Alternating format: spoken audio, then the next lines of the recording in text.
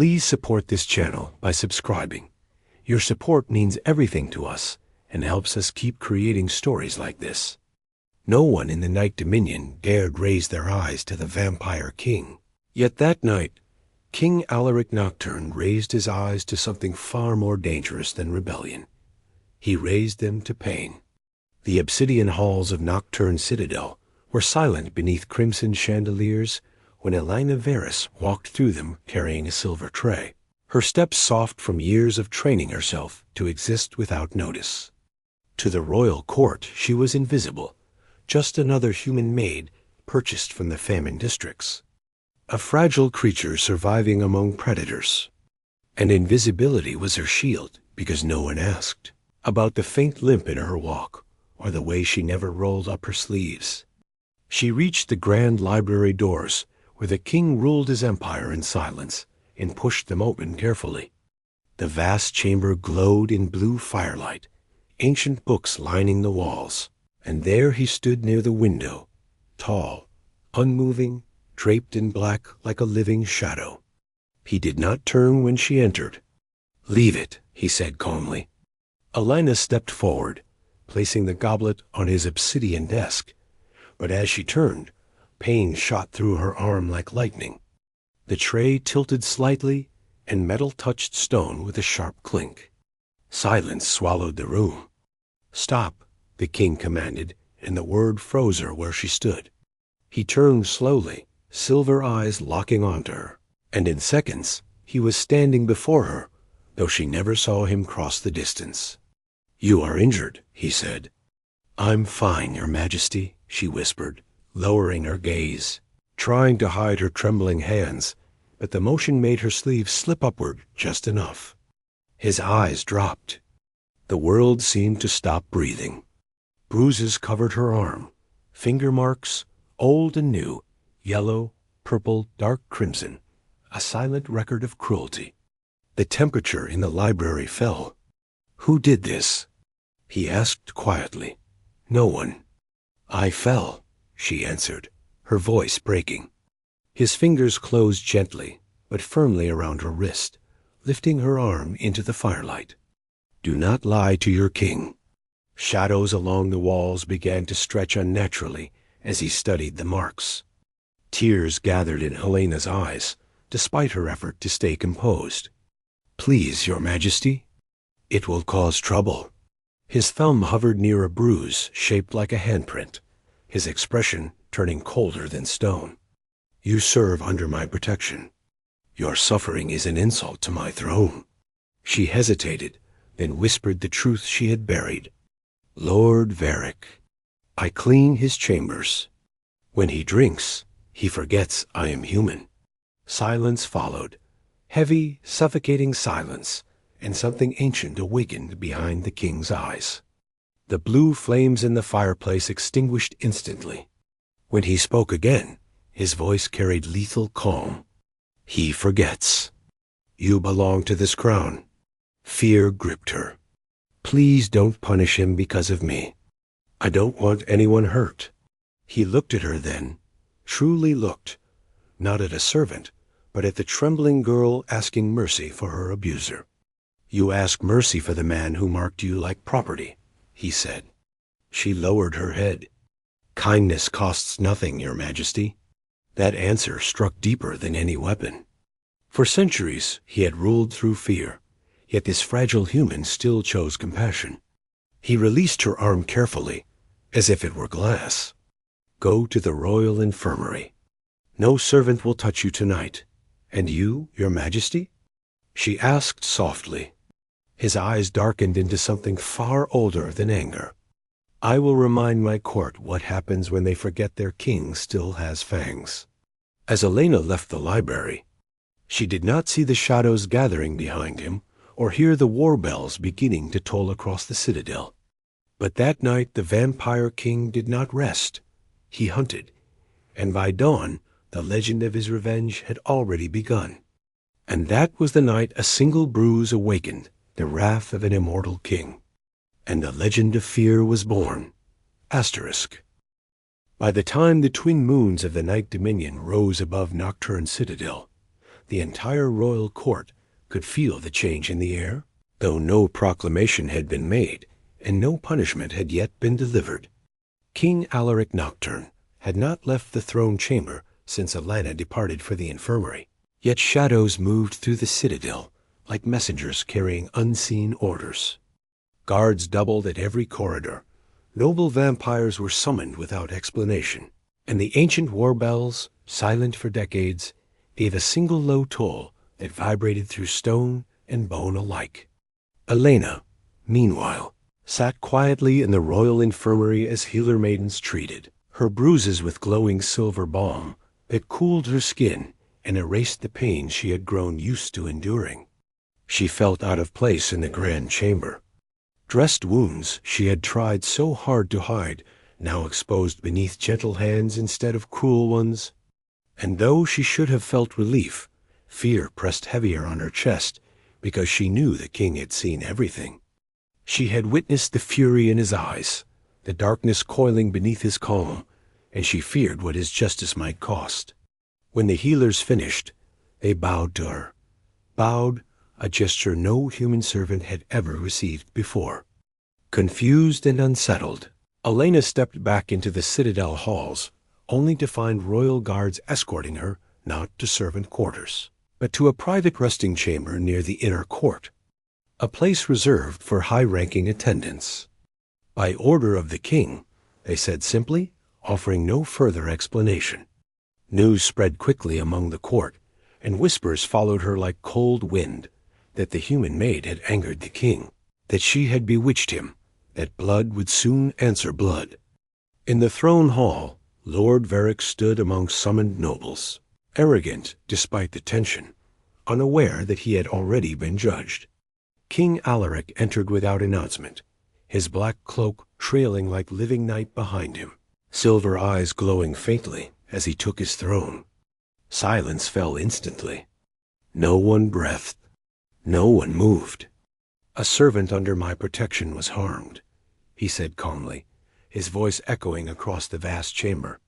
No names were spoken, yet every gaze turned toward Varric. The noble laughed lightly, feigning ignorance. "Surely your majesty does not summon the court over a fragile human." The temperature in the hall dropped so sharply frost formed along the throne steps. Alaric did not raise his voice. "You forget your place." Varric's smile faltered, but pride pushed him forward. "She is property, nothing more." The next moment happened so fast, no one saw movement, only the result. Varric was suddenly on his knees before the throne, forced down by invisible pressure, bones cracking against marble. Gasps echoed through the court. The king had not even lifted a hand. "You marked what belongs to my crown," Alaric said, rising slowly. Shadows coiled around the noble like chains. "For each bruise you will answer." Fear finally broke Varric's arrogance. "Mercy, my king." "Mercy was requested," Alaric interrupted coldly, "by the one you hurt." "Not by me." With a slight gesture, the shadows tightened, crushing Varric's arm, the same arm that had struck Elena. His scream tore through the hall. The court watched in frozen horror as the king delivered measured justice, bone for bone, pain for pain, never losing composure, never raising his voice. When it ended, Varric lay broken but alive, a living warning rather than a corpse. "Let all remember," Alaric declared, his gaze sweeping the court. "Harm against the defenseless is treason against the throne." No one spoke as guards dragged Varric away. That night, word spread beyond the citadel into the outer vampire territories. The king had gone to war for a human maid. But in her chamber, Elena knew nothing of the court's terror. She stood by the window when a knock came at her door. When she opened it, King Alaric himself stood there, not as ruler, but as silent guardian, his expression unreadable, yet gentler than before. "You are safe now," he said quietly. And for the first time in her life, Elena believed it, though neither of them yet understood that this act of protection had already ignited a far greater war. And while the court trembled under the king's justice, a deeper storm was already rising, one that would test how far a vampire king would go for a single human heart. Asterisk, the punishment of Lord Varick should have ended the matter. And within the walls of Nocturne Citadel it did. But power never moved in silence for long, and far beyond the obsidian towers, other eyes had been watching the king's sudden change with dangerous interest. In the outer territories, where rival vampire houses ruled fractured dominions, news traveled quickly that King Alaric Nocturne had spilled noble blood for the sake of a human maid. And among those who listened most carefully was Lord Malrek of the Crimson Vale, an ancient warlord who had long sought weakness in Alaric's rule. To Malrek, the story was not romantic or honorable, it was opportunity. A king who protected a human was a king who could be provoked, manipulated, and possibly broken. Back within the citadel, Elena's life had changed in ways she barely understood. As servants who once ignored her now bowed politely, guards escorted her through halls, and royal tailors delivered dresses she was too afraid to wear. Yet despite the comfort, she felt more isolated than ever, because she knew she was the reason the king had unleashed wrath upon his own court. She spent most nights in the palace gardens, the only place where she felt like herself again, tending silver roses beneath moonlight, and it was there one night that King Alaric found her. He did not announce his presence, yet she sensed him instantly, turning to see him standing beneath the archway, cloak stirring in the night wind. "You should not walk alone," he said quietly.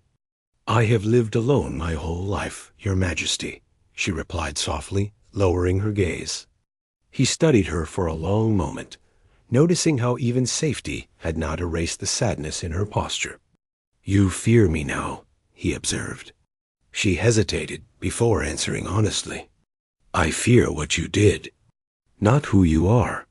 That answer surprised him, and for the first time in centuries, the king felt something unfamiliar, not anger, but concern.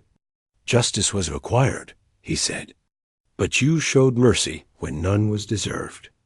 That strength is rare." Their conversation was interrupted by the sudden arrival of shadow guards, kneeling before the king.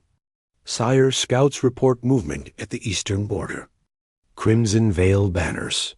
Alaric's expression hardened instantly. Malrek. He understood the message without further words. This was not coincidence, but challenge. Elena sensed the shift in him. "Is it war?" she asked quietly. He looked at her, weighing truth against reassurance. "It is politics," sharpened into teeth. Within days, emissaries from Crimson Vale arrived, led by Malrek himself, a tall, cruel-featured vampire whose smile never reached his eyes. The throne hall filled once more as the rival lord presented himself before Alaric, offering false courtesies. "I come in peace," Alaric said smoothly, though the tension in the air suggested otherwise. His gaze wandered the hall until it landed on Elena, standing among attendants. His eyes sharpened with predatory interest. "So this is the human who commands a king's fury." The insult was subtle, but deliberate. Alaric's voice dropped dangerously low. "Choose your next words carefully." Malrek only smiled wider. "I merely admire your compassion. It would be tragic if such vulnerability were exploited." The threat hung heavy. Elena felt the weight of it instantly.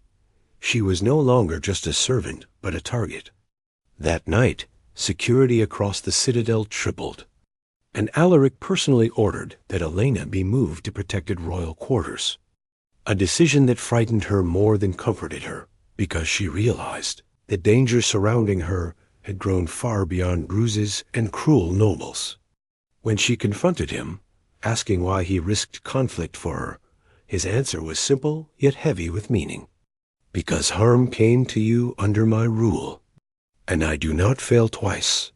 What neither of them yet understood was that Malrek had already set his plan in motion, not to attack the citadel directly, but to strike where the king was weakest, and for the first time in centuries, that weakness had a name. And as rival kings began circling the throne, Elena realized her safety had become the spark that could set the vampire world on fire. Asterisk. The warning signs of danger came quietly, like distant thunder before a storm. Yet within Nocturne Citadel, every guard felt it in their bones as security tightened and shadow. Sentries patrolled even the highest towers. Because King Alaric knew Lord Malrek would not strike openly, but through deception, patience, and cruelty. Elena tried to continue her duties despite the watchful protection surrounding her. But life inside the citadel had changed beyond recognition as doors opened before she reached them, and warriors bowed when she passed. Gestures that made her feel less safe rather than more, because she knew they were not honoring her, but guarding the king's weakness. One evening, unable to bear the suffocating attention, she slipped away to the moonlit gardens again, believing the inner grounds to be the safest place in the kingdom. And for a while the silence comforted her as she walked among the silver roses, their petals glowing faintly under starlight. She did not notice the mist gathering beyond the hedges, or the way the night air grew unnaturally cold until a voice spoke behind her, smooth and unfamiliar. So the human walks unguarded after all. She turned, heart-jolting, and saw a tall figure stepping from the shadows. Not one of Alaric's guards, but a stranger, wearing crimson armor, etched with foreign sigils. Before she could scream, more figures emerged, surrounding her in a silent circle. "Do not struggle," the leader said calmly. "You are more valuable unharmed." Elena tried to run, but the mist coiled around her ankles like living chains, draining her strength. And one of the attackers pressed a cloth to her mouth infused with sleeping venom. The garden blurred, the stars spinning as darkness swallowed her voice.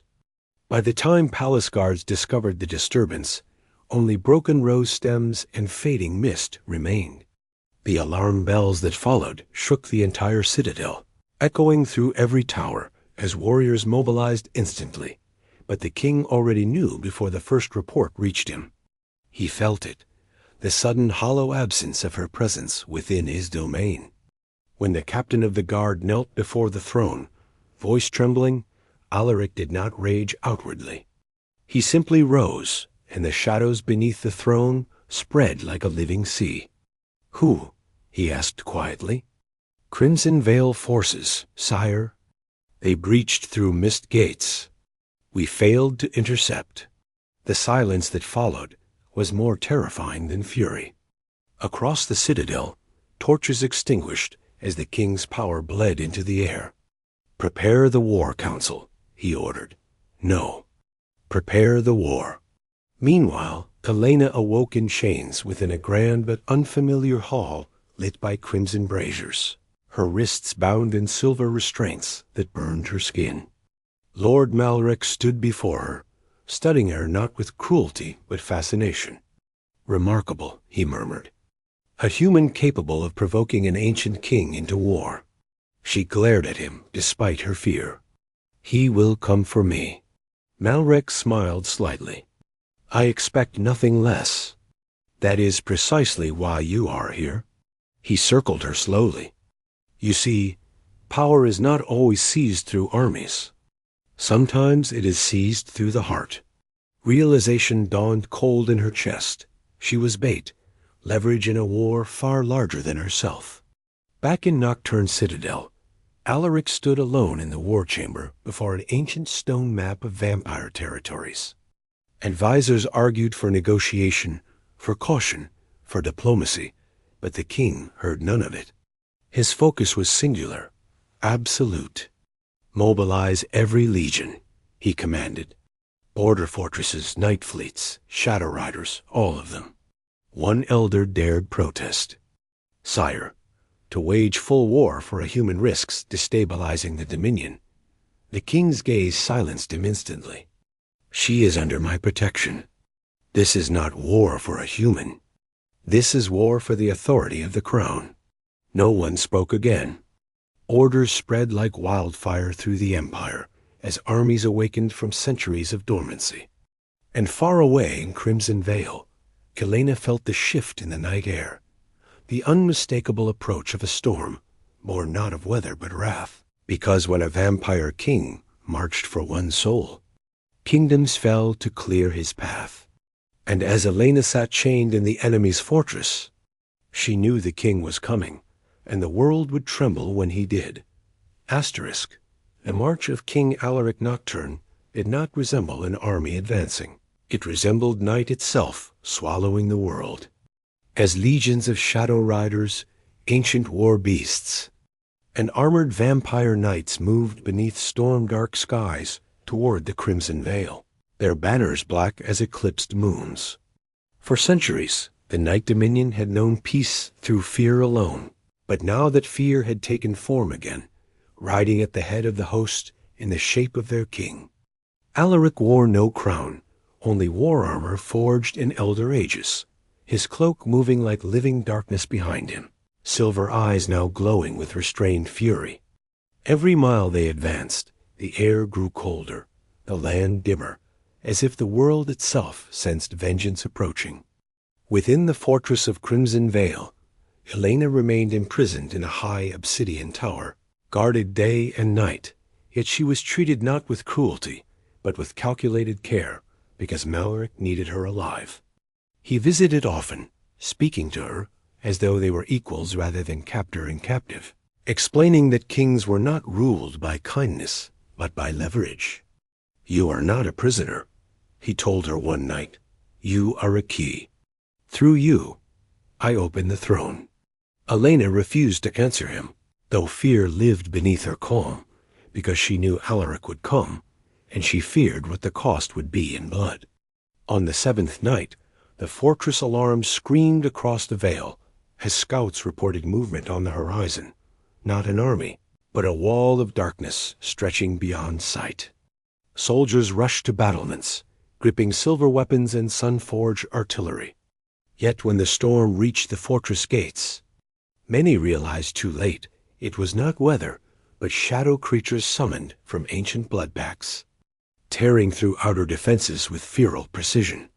From the front lines, commanders watched in horror as Alaric himself advanced alone ahead of his forces, walking through volleys of enchanted arrows as though they were rain, shadows deflecting every strike before it could touch him. Malric stood atop the central tower, observing calmly, though tension flickered in his eyes. "He came faster than expected," he murmured. Elena, bound beside him on the balcony, felt both terror and relief seeing the king below, unstoppable, inevitable. "Release me," she demanded. "This war is because of me." Malric shook his head. "No. This war is because kings believe they can feel." The fortress gates shattered under the assault, as night legions flooded the outer courtyards, clashing with Crimson Vale warriors in a battle that lit the sky with fire and shadow.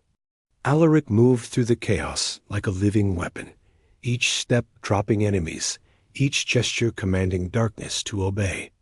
Yet his focus never shifted from the highest tower where Elena was held.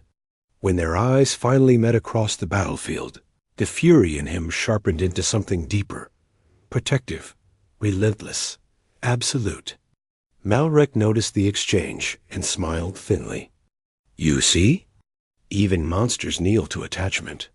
He drew a ceremonial blade and pressed it lightly to Elena's throat, not cutting, but enough for blood to bead. The moment her blood touched the air, the battlefield changed. Alaric stopped moving. The storm stilled. Every shadow froze. Slowly, he raised his head, eyes now burning crimson rather than silver. Even Malric felt the shift, the awakening of something far older than war strategy. "You threaten what is mine." Alaric's voice echoed across the fortress, amplified by supernatural force. Malric held his ground, but tightened his grip. "Stand down, or she dies." Silence fell over the battlefield as both armies watched their kings stand at the edge of legend. For a long moment it seemed the war itself held its breath. until the shadows around Alaric began to rise like a tidal wave, responding not to command, but to fury born from something deeper than rage, something closer to love.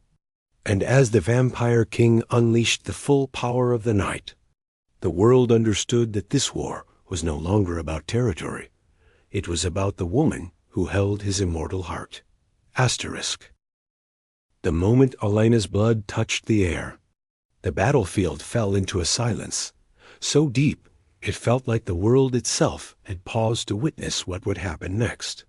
Because every creature present, vampire, soldier, beast, or shadow, sensed that the war had crossed from strategy into something far more dangerous. King Alaric Nocturne stood at the center of the shattered courtyard, unmoving yet radiating power so immense that the storm clouds above spiraled inward as if drawn to him. His eyes, once silver, now burned a deep ancient crimson, a mark of a pure-blood king abandoning restraint.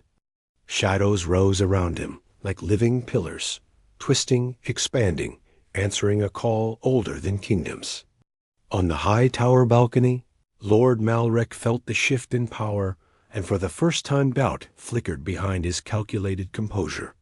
Yet he tightened his blade against Elena's throat, believing leverage still held control. "One step closer and she dies," he shouted, though his voice no longer carried the same certainty. Alaric did not step forward. He simply raised his hand slowly, palm open toward the tower, and the shadows obeyed instantly, surging upward like a tidal wave of night that engulfed the fortress walls, swallowing guards, weapons, and defenses without mercy. Crimson Veil soldiers fled as the darkness moved with predatory intelligence, dismantling the battlefield piece by piece until nothing remained between the king and the tower but fear. Malrek tried to retreat, dragging Elena with him, but the shadows had already sealed every exit, coiling like serpents along the stone. "You think power is control," Alaric's voice echoed, now layered with something ancient and terrifying. "But power is knowing what you would destroy the world to protect." In a blink, he vanished from the courtyard and reappeared on the balcony behind Malrek, moving faster than thought itself. The rival lord reacted instantly, turning the blade fully against Elena's throat, but he hesitated for one fatal fraction of a second when he saw the king's eyes, not just furious, but absolute. That hesitation cost him everything. Alaric's hand closed around Malrek's wrist and crushed the bone effortlessly, the blade falling from numb fingers before it could cut. In the same motion, the king pulled Elena into his arms, shielding her completely, as shadows slammed Malrek against the tower wall like iron chains. "You wanted a throne," Alaric said quietly, holding Elena close as though she were the only fragile thing in a violent universe. "But you mistook my restraint for weakness." Malrek struggled, fury replacing fear. "Kill me and the other houses will rise against you." Alaric did not even look at him. "Let them?" With a slight motion of his hand, the shadows tightened, draining Malrek's strength, not killing him quickly, but stripping him of power, rank, and immortality's pride. The rival king collapsed to the floor, defeated not just physically but politically, his armies already surrendering below as news of his fall spread. Silence reclaimed the battlefield as the storm clouds parted slowly, moonlight returning to the veil. Elena trembled in Alaric's arms, not from fear of him, but from the enormity of what he had done. "You destroyed a kingdom." "For me," she whispered. He looked down at her, the crimson fading from his eyes back into silver calm. "I ended a threat to what I swore to protect." She searched his expression and saw not rage now, but something deeper, something warmer than immortality usually allowed. "Why?" she asked softly. His answer came without hesitation.